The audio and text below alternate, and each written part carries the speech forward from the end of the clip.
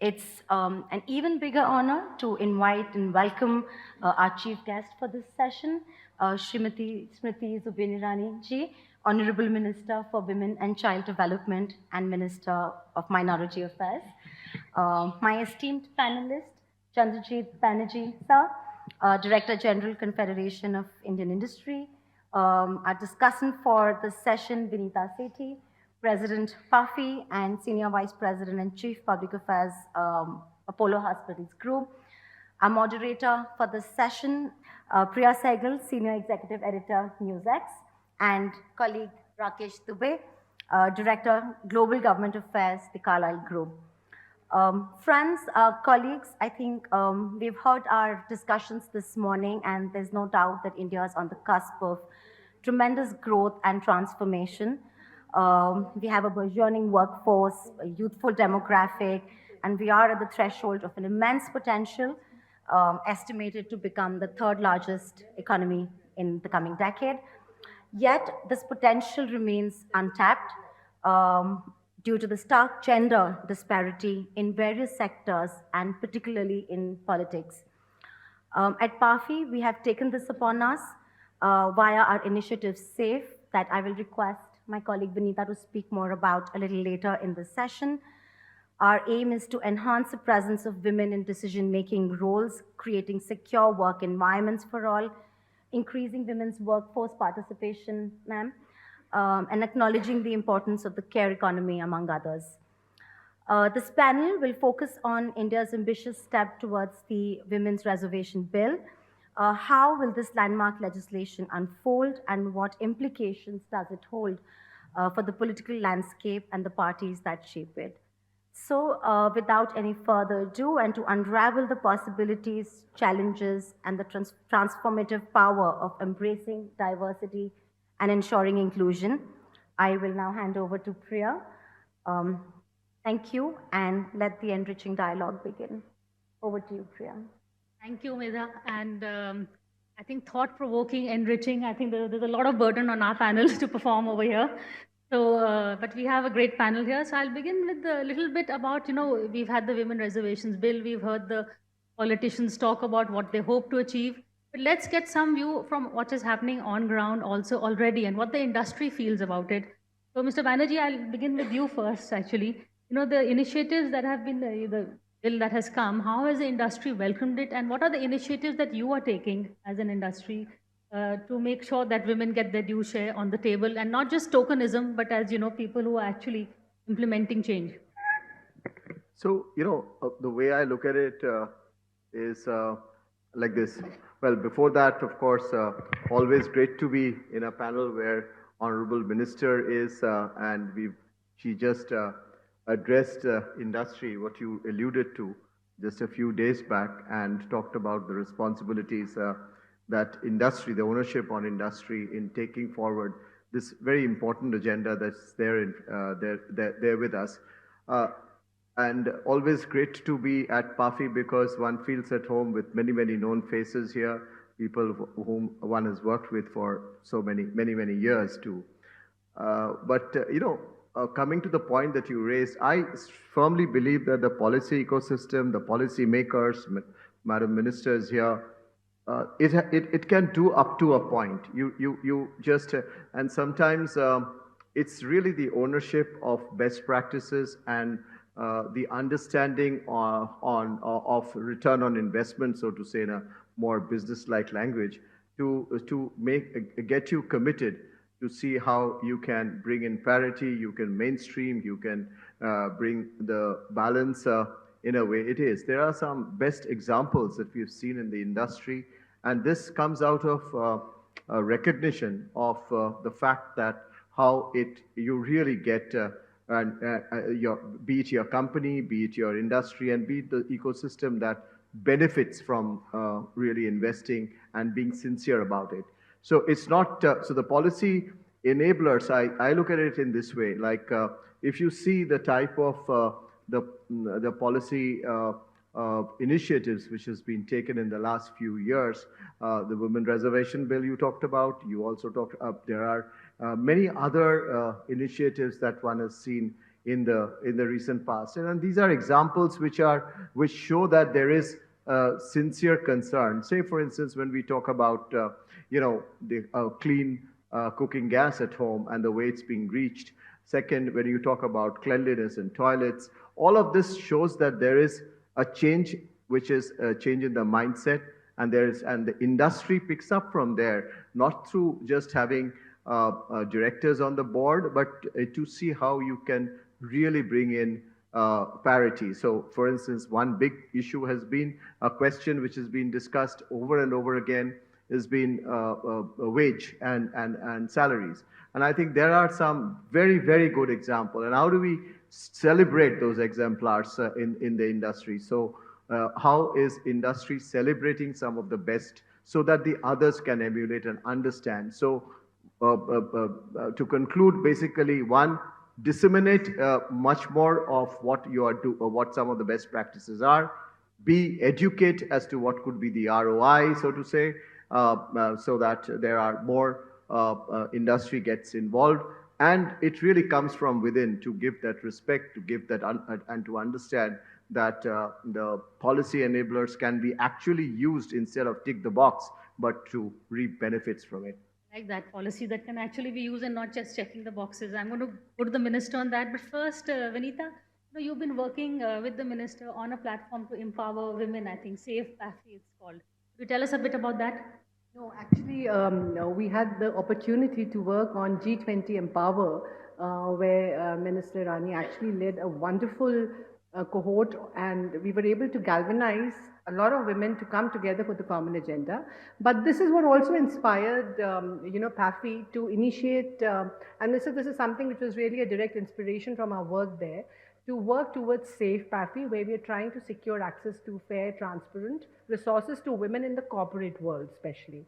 So which actually means, how is it that we create more awareness to women like you and me and everybody else who's worked through different levels of management, not to drop out of workforce, to be able to ask for the resources they need, whether it's health, whether it's education, whether it is tech equity, which was set up under Empower, whether they want to get the caregiving role monetized, and can there be more fiscal interventions to incentivize the corporates to actually take on this responsibility to let women do this role of caregiving without that guilt feel, but in turn monetize and help them not drop out of the workforce. So this is something we're trying to work with the corporates, and I look forward to more observations from the panel and guidance here. Thanks a lot for sharing this. Smriti ji, this bill has been passed finally after a lot of failed attempts. We finally saw the bill being passed. What has changed since 96, that's when the bill was first introduced, to now, that everybody, almost every MP except one party and two MPs passed the bill? The regional parties, the caste-based parties, all had opposed it. Sharad Yadav ne to humko kaha tha, Parkati women like you will be coming up, you remember. What has changed suddenly? Has society changed? Mindsets changed? I think the biggest fallacy is that the bill and the demand for it was only 3 decades old. If you look at the history of how our constitution was written, there were many women from politically disenfranchised backgrounds who were a part of the freedom struggle, who went up to the constitution writers and collators of all data and all facets of our communities and said that there will come a time where women will need the constitutional mandate to have an equal opportunity to politically represent themselves. At that time, there were only 11 women who were writing the constitution, and this projected need was not adhered to. What is fascinating is that in the year 1973, the then government wanted to set up a committee which gives the way forward with regards to status of women, and said what are the attributes that can politically, administratively and societally help women reach their goals and fulfill their ambitions. In 74, when the report was published, I still remember the chapter number 7, I think, where the Janasangh at that time, which was the erstwhile organization that the BJP today stands for, had emphatically said that mere assumptions, or for that matter, mere political pronouncements will not be enough, that you need to have an affirmative action which is constitutionally ordained for women to get an equal opportunity to fight. I think that being said, like I said, the fallacy that it's only 3 decades old, it needs to be challenged because imagine the aptitude of women when the country received its democratic freedom and what they foresaw for other women across communities. One is that. Second, imagine the understanding in the 1970s that this is what women needed, even in the 70s. And then for the journey to happen in the next 2.5 decades to a position where a bill is uh, produced for consideration of the parliament. Much has changed, as you rightfully said, Priya, since then to this particular day. I think what for me is a matter of great pride and joy is that the first working legislation that was considered in the new parliament building was the Reservation for Women Bill. That speaks volumes about how much we have transitioned as a society and as a polity. I also think that there needs to be an understanding of the economics behind the terminology of emancipation of women, politically or societally. For instance, CB in his opening remarks spoke about toilets and clean fuel. Now look at the economics of it. When we did a study of how much a woman consumes in terms of smoke if she does not have access to clean fuel, that, according to the WHO, tantamounted to around 144 cigarette smokes a day. Now, today, the Modi government has given clean fuel under Ujjwala to close to 9 crore plus women. Imagine the health cost impact on the economy if these women had continued to sustain their life in an environment which compelled them to ingest that smoke every day. That is the kind of health cost, if you do not look at only from a perspective of female emancipation, that has been addressed. The issue of toilets, as CBS spoke about. If you look at data from television news channels that were doing research with regards to women's safety, in the year 2013, we as a nation knew that of all the women who go outside to defecate in the open, 43% sexual assault cases in the country took place during that particular time. Which means that when you build toilets, it not only adds to the sanitation habits of a particular family, an individual, or an entity, it also helps give better protection to women. I think it is abhorrent for anybody in this room to even imagine a woman going out to defecate and getting raped or sexually assaulted. And that is the kind of burden these 11 crore women for whom toilets have been individually built had to confront every day. Now, the political reality is that before 2014, no politician was ever approached by a woman or by communities to say, can you please help build individual toilets for the poor? If you do not even look at the security aspect of it from a female perspective. In the year 2010, the World Bank report had said that because of lack of sanitation facilities in our country, the negative burden on the GDP was 6%. So there is a case to be made for the economics of female emancipation. Now let us look at political representation for women. The numbers that you pronounce are for the number of women who are elected to parliament. But is that the only politics women indulge in?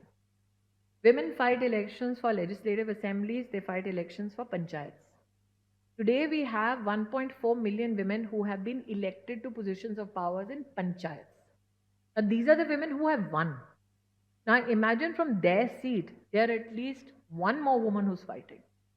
Which means you have politically 2.8 million women who are adept at fighting an election in this country.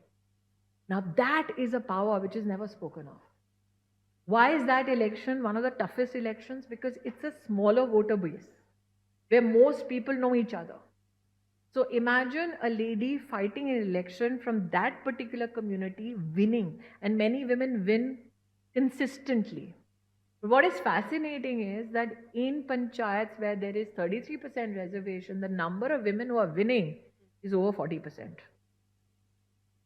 Which means that when women get an opportunity to not only compete, not only do they excel, but they set public standards for others to say, okay, she did a great job. So even if there's a lady fighting from a general seat, She's going to be good enough to consider issues like education, sanitation, health needs. So let's vote for that woman if she has fought the election well. So I think the myopia that we suffer with right now is that we look at the number of women only who are going to parliament. You have at least a 2.8 million strong female force in this country that is politically conscientiously fighting battles every day, apart from women who are elected to parliament or to legislative assemblies. So when you look at the reservation bill, what is different from this one that passed in both houses of parliament? The earlier bill, and it is available for public scrutiny, and most people who are Google friendly can see it and do the Who've comparison heard your speech in themselves. Parliament. The earlier bill did not give a constitutional pathway as to how the bill is to be implemented. There were pronouncements, but there was no framework to implement the whole pronouncement. What is shocking is that the earlier bill said that women can only fight 2 elections in a reserved capacity. Which means imagine a woman going to a constituency, nursing it, fighting her way through ensuring that she is winnable from that seat, nurturing it, working at it for one term, then going to fight, and then suddenly being told, okay, you're done. Which is not the case in the bill that passed under Prime Minister Modi's leadership. Prime Minister Modi said, how do I create the opportunity? I can only create opportunity once I count the demographic proportion vis-a-vis the geography that we govern, right? Which is under Article 82, which I've even said in my parliamentary speech. That you do the Constitution says that the first census that takes place, after that, the seats for parliamentary constituency and legislative assembly constituency gets reorganized according to the proportion that comes. Correct? So there is a systemic methodology which has been pronounced in the bill. The second issue is that the bill says we will ensure reservation for women for 15 years, but after 15 years, we go back for the consideration of parliament. Just like the SC/ST reservation, we go back to parliament to again reflect on the need for it so that it can again find constitutional mandate. So it is a process which not only gives you the framework for 2026, 2029, but also envisages what should the procedure be 15 years from now or from the date that it gets implemented. So I think that from an administrative, political perspective and from the constitutional prism, this gives you a complete solution and leaves nothing to half measures. कहते हैं मौके पे चौका. I asked her what has changed. Short answer is the Prime Minister has changed. He's brought a bill that works. No, I think that one has to also consider 2-3 things. Why now? There is an acceptability today for many things. Today, if a politician calls you parkata, he will not get away with it.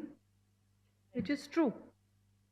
Today, if there is a research organization that is to quantify what is the political input that differentiates a male leader from a female leader, you have robust evidence available at the panchayat level, especially to say that when you have a female representative, her insistence on ensuring infrastructure vis-a-vis health, education becomes better. So we can provide empirical evidence. And I think one of the greatest indicators of the tectonic social mindset was not alone this bill. You had a medical termination of pregnancy at 24 weeks bill pass in both houses of parliament, which is an impossibility if you go to Europe today or if you go to the US. It passed in both houses of parliament after waiting for parliamentary mandate for 3 decades. It was passed by a male prime minister, and not a single man in my country, let alone a political party, stood up against it. Which shows that in terms of reproductive rights of women, which is a contentious issue globally, in my country, we have managed to create consensus. Today, there is absolutely no shame that the head of your government can stand from the ramparts of the Red Fort and talk about 1 rupee sanitary pad. Was this a topic of conversation ever politically available for anyone to reflect on? So I think that the acceptance vis-a-vis how women are viewed has been tested politically, societally. And this was no better a time and no better a leader who ensured that, as CB said, not just ticking the box, but making sure that this policy, this mandate is implementable even 15 years from now. That standard has been set by Prime Minister Modi. But being a woman MP, do you see that as such a disadvantage? Surely there are some advantages to being a woman MP. And on ground, how does it translate? I spoke to a lot of people, they're saying, for instance, late night meetings. As a journalist, I can go to a neta and say, I began then, there were no cell phones. I used to say, Akele mein aapse milna hai. And, eyebrows used to shoot up and whatever. So, these kind of things that men can, you also have these kind of on ground issues. That So I can very humbly say that I was not sent to Amethi because I was a female. I was sent to Amethi because I was the best fighter BJP could find. So, that being said, the political reality is also that BJP became the first political organization to give reservation to women leaders within the organization so that they can become a part of the decision making process. What may shock a few people in this room is one of the first two beneficiaries of that reservation were two women, one namely Nirmala Sitaraman, the other namely Smriti Irani. So I think that there is also a generational shift as to what are challenges for women of your generation, my generation, or let's say a generation a decade younger than me, or 2 decades younger than me. Their challenges, their aspirations are differentiated. Hence, anybody who tries to put all women under one silo and one bracket does a great disservice to the generational shift that is happening. For instance, and I think I said this last I was on the PAFI platform, there has been a generation of women who've been told to dress down so that they can be taken seriously. There has been a generation of women who've been told, do not get too aggressive when you negotiate your contracts. There has been a generation of women in industry who've been told, aap mera kaam thoda kar do na, you seem to be a very amiable colleague.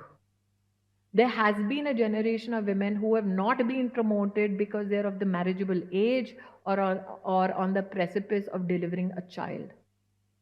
There have been a generation of women who have been qualified and yet pushed over or looked over for promotions because they are too maternal or, in a stark contrast, too aggressive and not a team player.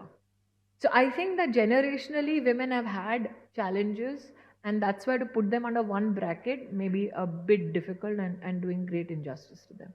How do you react in Parliament when a Supriya Sule is told that, oh, you women are discussing saris? And if women are talking, they may not necessarily be discussing saris, and even if they are, so what? My issue is that, am I to reduce the impact that politics can have by having conversation that ensures that the discourse gets limited to small talk? Do I fall a victim to that pattern of conversation? For instance, irrespective of the ministries that I've held and irrespective of the platforms that I've been on, why is it that women are not called to discuss other issues apart from female emancipation and inclusion?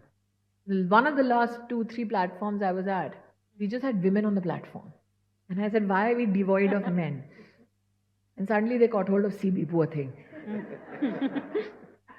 So the issue is the ticks that we do in boxes today. Is that when we talk about inclusion, are we putting also certain men on panels so that we look that we are not discriminatory in nature? Or do we have the capacity to hear men out on our panel who absolutely disagree with us? That would be truly inclusion. And dare to disagree with us on an issue of women reservations? There may be such men. One should not discount it. Because if they didn't exist, you still would not have boardrooms waiting for female leadership. Against tokenism, you're against? So, obviously, there is a thought process. Otherwise, your boardrooms would reflect the equity and the equality that you talk of. As CB said, there's only so much that policy or law can do. The rest of the walk has to be walked by those in leadership positions. I think it's time to level the playing field. We've had a woman as a defense minister, so why not have a man as a women and child minister? There is. My colleague is a man. Junior minister. But cabinet ranks. Unfortunately, I happen to be, though 47, but senior to many people because I've worked in the organization for 25 years. But at no point was being a woman, did you feel that there was an advantage to being a woman? No. There's no advantage to being No. a woman parliamentarian or MP. No. There's a disadvantage to being me. Woman or no woman, but there is a certain disadvantage if you come from the media background. Secondly, if you are a woman with no political pedigree, then you have no political protection, especially from certain media circuits. One has to be pragmatic enough to accept it. There is also times when I'm confronted with people who say, why are you so self-assured? I mean, I just had a very, very celebrated talk show host or news editor who's a woman who asked me that, why aren't you not amiable enough to, let's say, grovel? So there are absolutely no advantages. Being a woman, you also have to be a certain type of woman. If you speak your mind, if you give back as good as you get, that's seen as a negative. That old stereotype still applies. I think any woman who's sitting in this room today will tell you, no matter what you do, there'll always be a problem. But then the men will turn around and say, well, we are also at the receiving end. So there has to be a distinction made. Are you being adjudged because of your gender, or because of your tenacity, or because of your success? So you may fall in any of those brackets. Or are you also being judged because you're pushing the envelope and trying to do something new? So that's the fourth category. There's a fifth category. Are you being judged negatively because you're too young to be a bright spark? The woman angle? I have never lived in a state of victimhood. So you'll never get that response from me. We have the playing out in the social media, the Mahua Mohitra scandal. A lot of it is, she's also someone who speaks her mind. She may be on the other side of the political divide, but a lot of, there are two cases. One is, did she breach parliamentary protocol? Second, she's being judged on her personal life, her love for brands, her, whether there's an ex or whatever. So, do you see that, the personal coming into the professional because she's a woman? I think that one cannot, like I said, I don't live in a state of victimhood, but would you like to use gender as a shield to protect those who are corrupt? That is a question that needs to be asked as well. Because those who have fought for parity and equality will not want to use gender as a shield. This is, and since it's under investigation and before a parliamentary ethics committee, it would be unbecoming of me to usurp the committee's position. But what I've seen in the media, I think a distinction has to be made between corruption and a way of life. In this country, everybody is free to live their lives as they so desire. But as parliamentarians, we have the ethical, moral, legal duty towards the Constitution and towards our parliamentary disposition. So my submission to you as a woman would be, don't allow the gender to be used as a shield to shield corruption.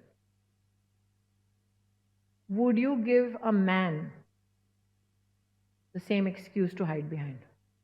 So if you truly believe in equality, look at only the issue on hand.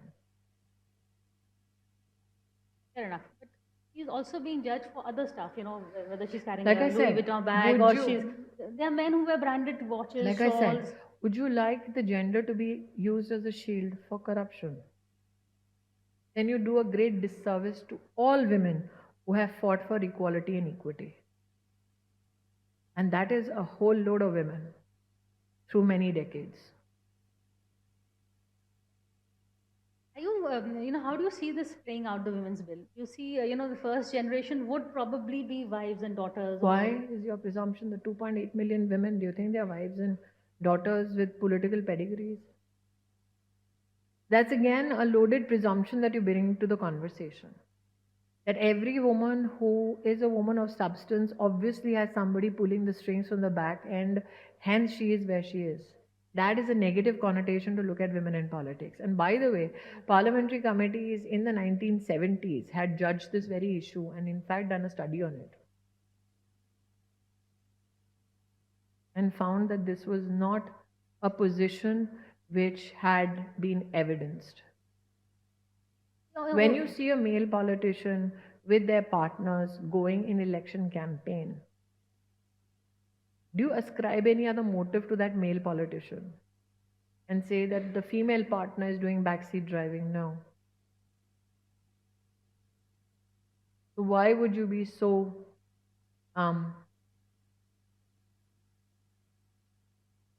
why would you show a largesse with women then? Your own story, you were taken in to the BJP also because you were. I wasn't taken in. I decided to join. Sorry. You I'm joined not the. some cattle you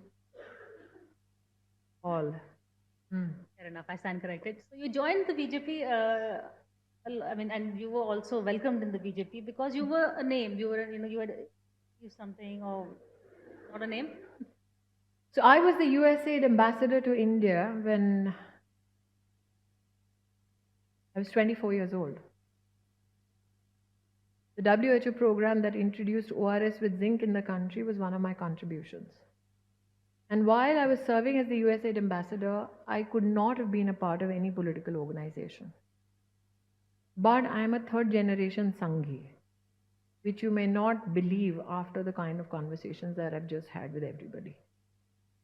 And for me, in my 2 years of experience in working, especially in maternal health and child health, I recognized that through social organizations, I can provide partly solutions that I'm hoping get delivered. But till such time you do not become a policy maker, you cannot provide a substantive framework for solutions to be delivered administratively. One has to recognize that a country as large and diverse as ours, till such time you don't have an administrative buy-in for a solution, that solution does not sustain. So I very consciously decided to be a policy maker and then joined the BJP. I fought my first election when I was 27 years old. I've had the privilege of serving with Prime Minister Atal Bihari Vajpayee in his national executive. I've been the BJP secretary nationally twice. I've been the national president of the BJP Women's Wing. In fact, the Permanent Commission for Women in the Indian Army is a case that I had supported and fought. I made the first ever political manifesto for those who are differently abled in the country. I also represented the state of Gujarat twice over as Member of Parliament.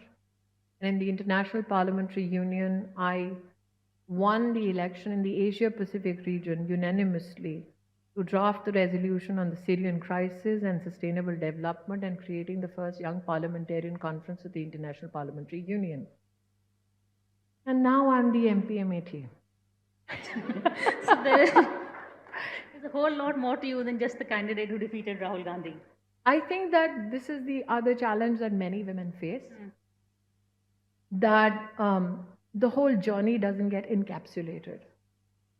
It's as though we find success with great wonderment and happenstance, which is not the case. Also, many a times our contributions, and I say this irrespective of the profession women are in, your successes don't get attributed to you. And most women who have succeeded will say partly, yes, many of our contributions don't get highlighted. But that's a part and parcel of being in the gender that I am. You take it with a pinch of salt, you continue to move on because you have many more milestones to set. Someone who went to work, 4 days after a miscarriage? 3 days. Clearly, No, miscarriage next day, and after giving birth 3 days later. much for the maternity. But that is not a heroism I would want other women to aspire to. It leaves you with a broken heart and a broken bone. That story, I think we'll hear more of that later. No, I think women are supposed to push the envelope personally so that they can succeed on many issues. It sounds like a reflection in victimhood, but it is a reality. They do have to, and there is a generation of women who had to do X plus 10 just to reach a particular goal, go beyond working hours, go beyond the pay scale that they were ascribed, just so that they can prove a point and sustain their livelihood. I've seen that generation of women as well. What irritates you more, the patronizing attitude of men or the attitude? Nothing. For anybody to affect you negatively, that person has had to have some kind of an emotional impact on you.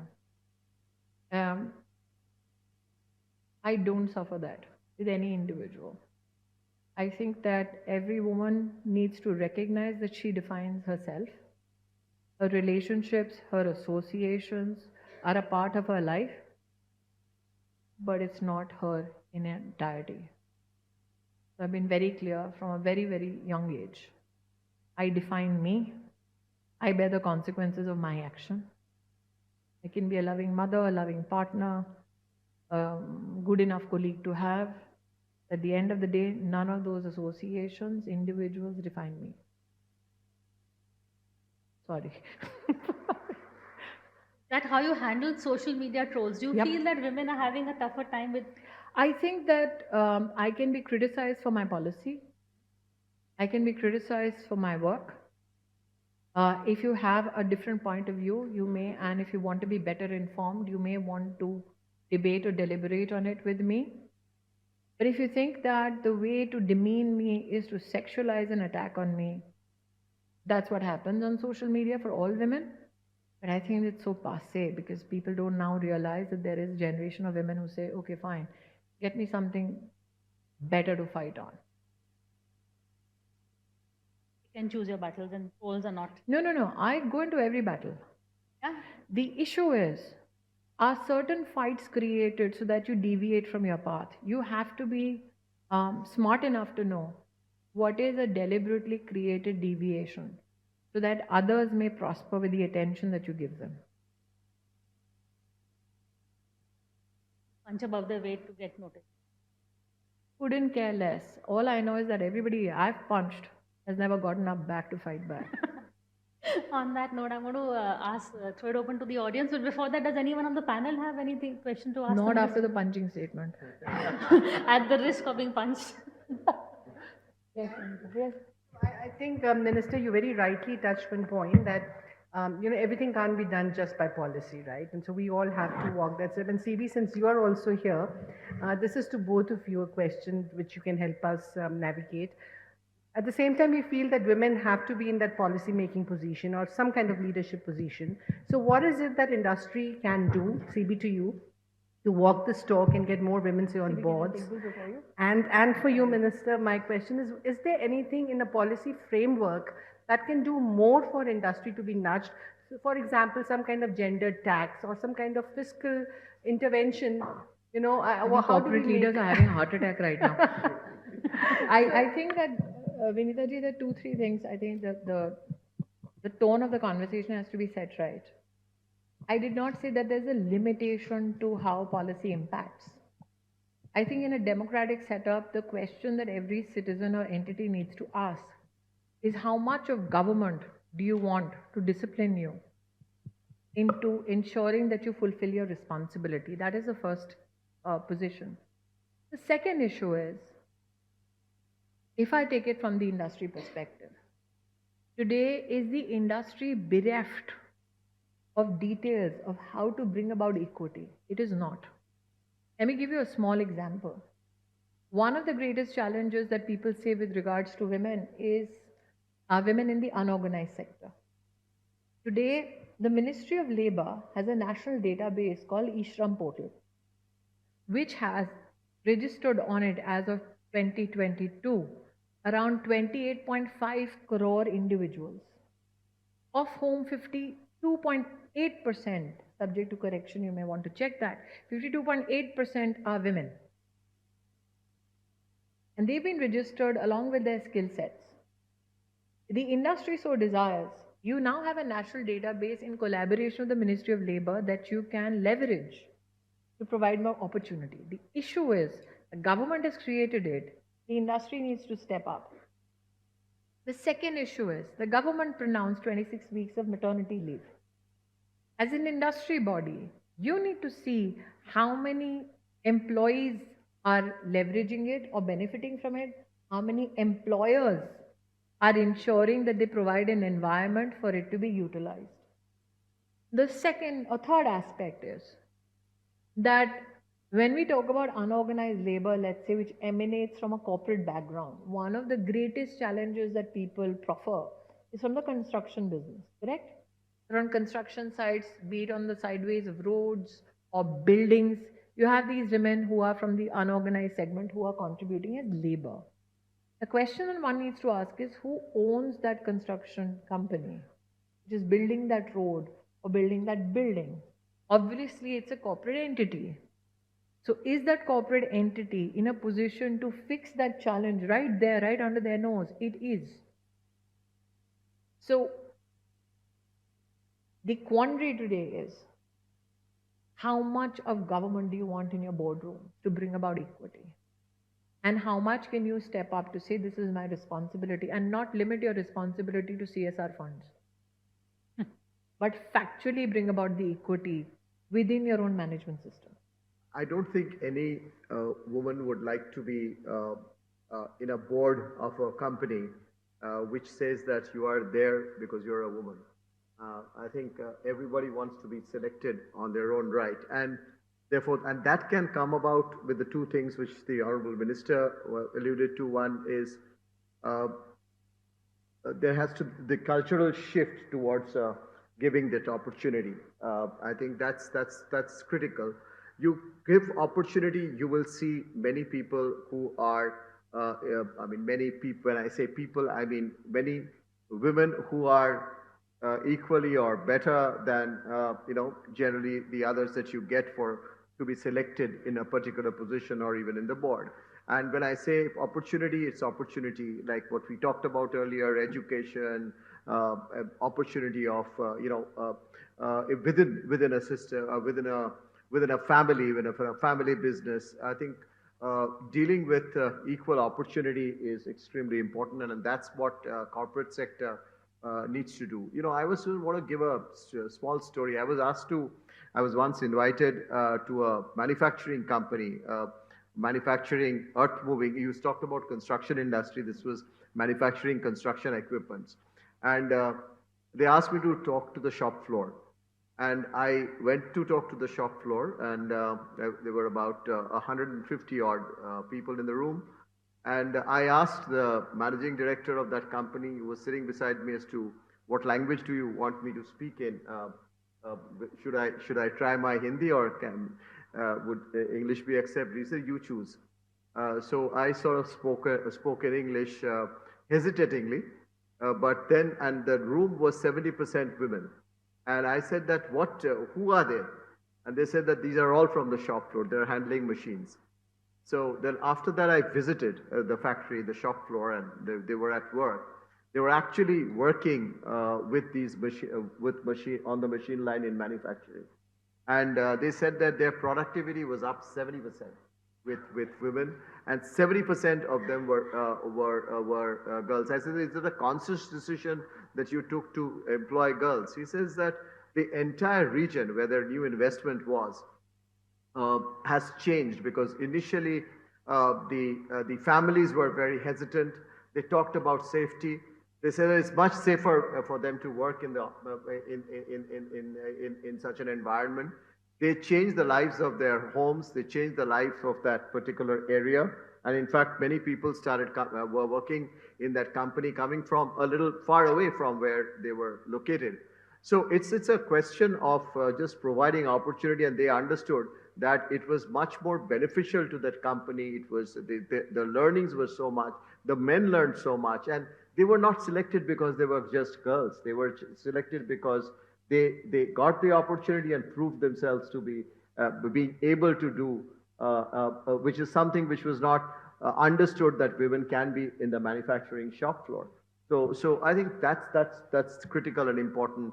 And if we see these type of stories, it can be just amazing. Honorable Minister, also a few months back, you gave an award, if you remember, to women exemplars of people down the line who had, in villages and other places, made a huge difference. And the way some of them had worked in these villages or in very difficult conditions, when we gave that Women Exemplar Awards, it's again showed how the village or that district or that area was giving opportunity to women to do outstanding work, and they prove themselves to be better, to be much, much, much better. So I think the simple answer, long story short, Vinita, is we do need to, even as a country, through the policy ecosystem, provide just better opportunity and more opportunity to women.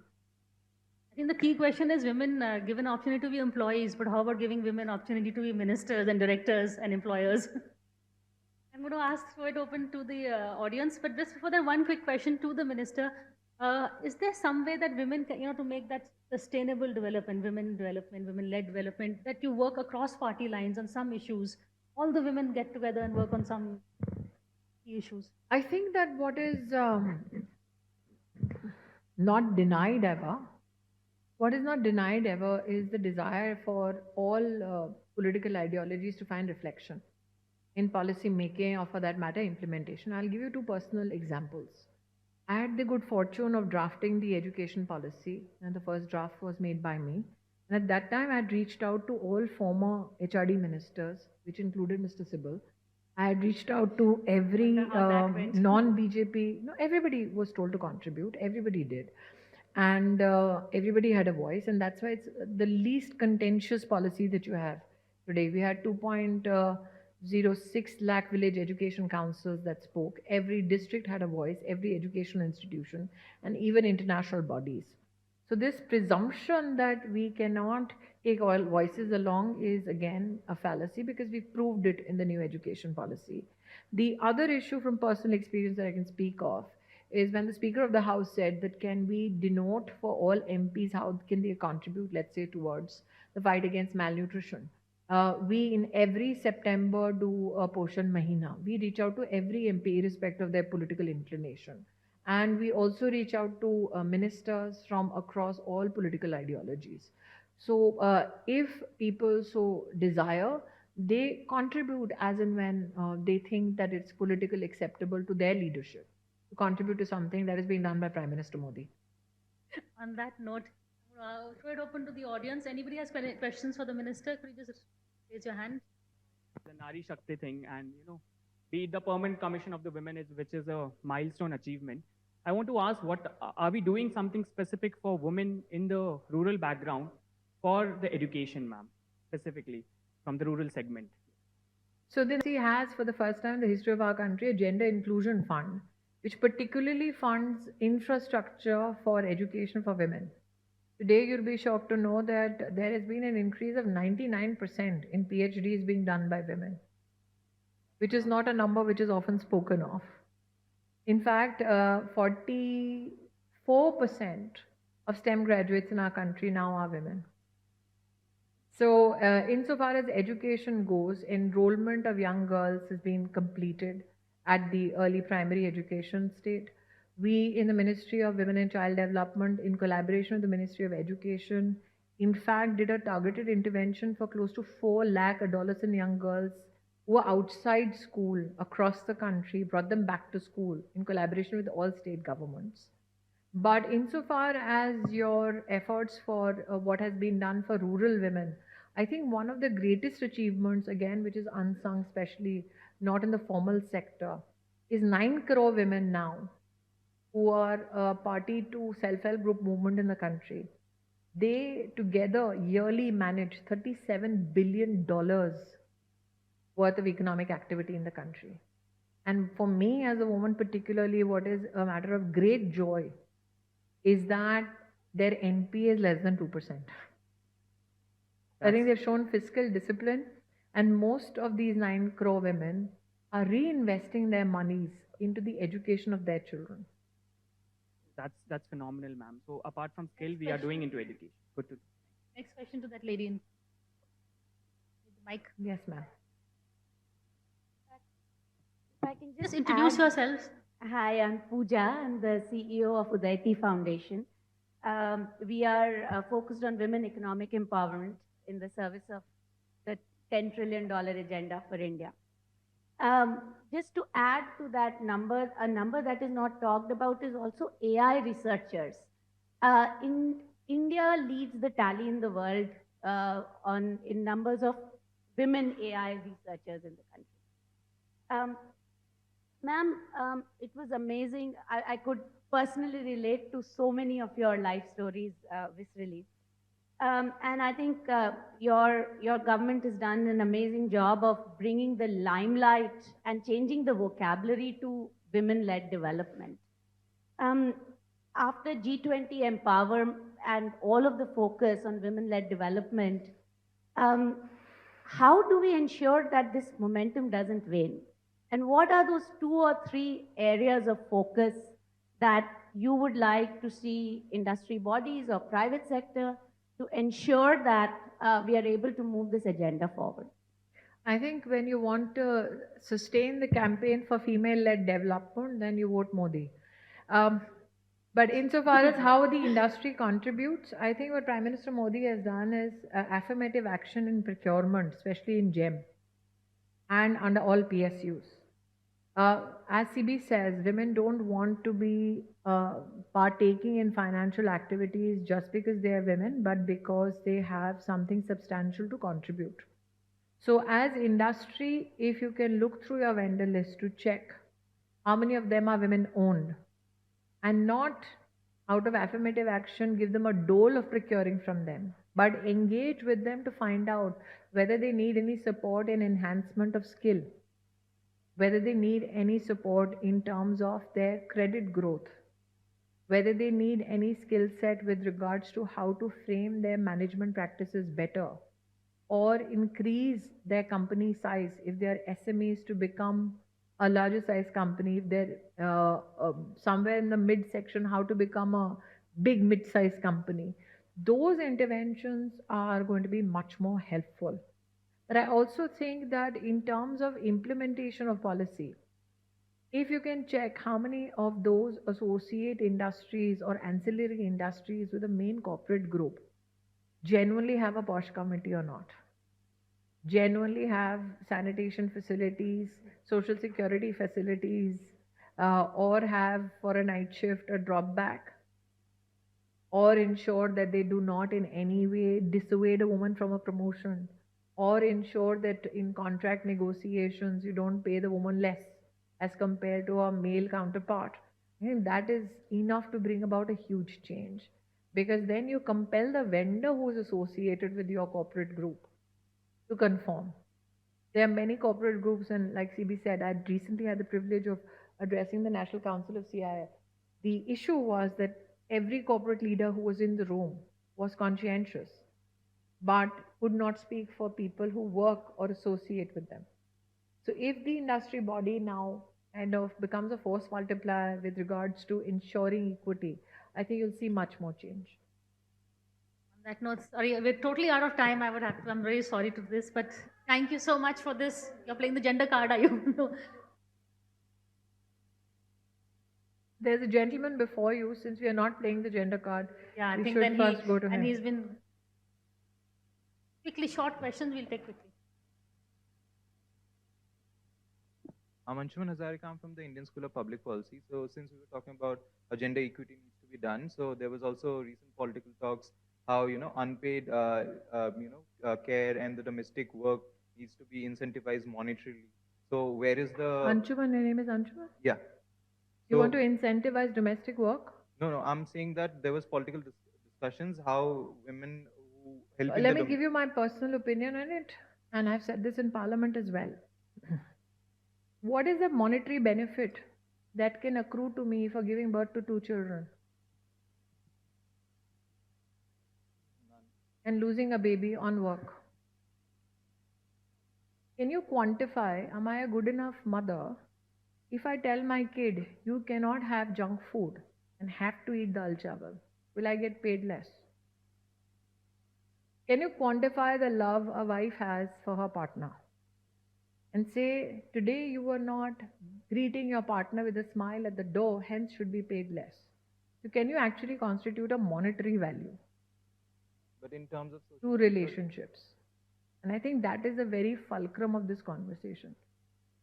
That if you want to quantify that activity from an economic prism, then how do you quantify the love a daughter has for her parents?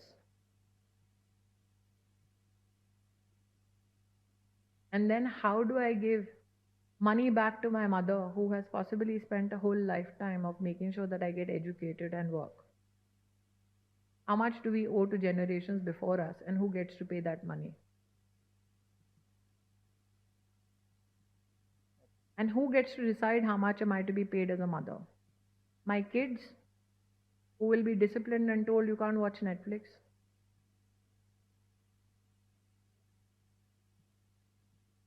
So I think that there are times where we take templates which are widely discussed, but when you go down and reflect on it in depth, you find some pieces which dehumanize us and our relationships. Thank you so much, Minister, Thank for you. speaking to us and sharing your time on this topic. Thanks.